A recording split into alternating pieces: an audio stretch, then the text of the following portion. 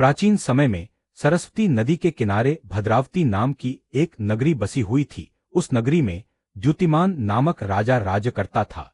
उसी नगरी में एक वैश्य रहता था जो धन धान्य से भरा था।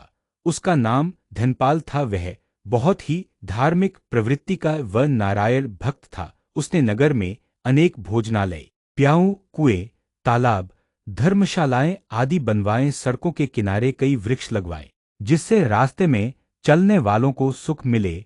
उस वैश्य के 5 पुत्र थे, जिनमें सबसे बड़ा पुत्र बहुत ही पापी व दुष्ट था। अपने पिता का ज्यादातर धन वह बुरे संगतों में ही उड़ाया करता था। मांस मदिरा करना उसका हर दिन का काम था। जब समझाने बुझाने पर भी वह सीधे रास्ते पर नहीं आया तो दुखी होकर उसके पिता, भाइयों और परिवार के लोगों ने उसे घर से निकाल दिया और उसकी निंदा करने लगे। घर से निकलने के बाद वह अपने आभूषणों तथा वस्त्रों को बेच कर अपना जीवनयापन करने लगा। धन नष्ट हो जाने पर उसके साथियों ने भी उसका साथ छोड़ दिया। जब वह भूख प्यास से परेशान हो गया तो उसने चोरी करने का विचार किया तथा रात्रि में चोरी करके अपना पेट पालने लगा। एक दिन वह पकड़ा गया, लेकिन सिपाहियों ने वैश्य का पुत्र जानकर छोड़ दिया।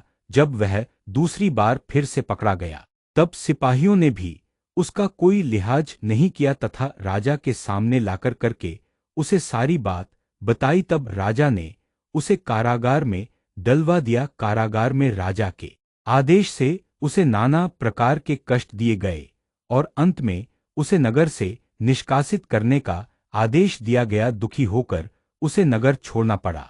अब वह वन में पशु पक्षियों को मारकर पेट भरने लगा।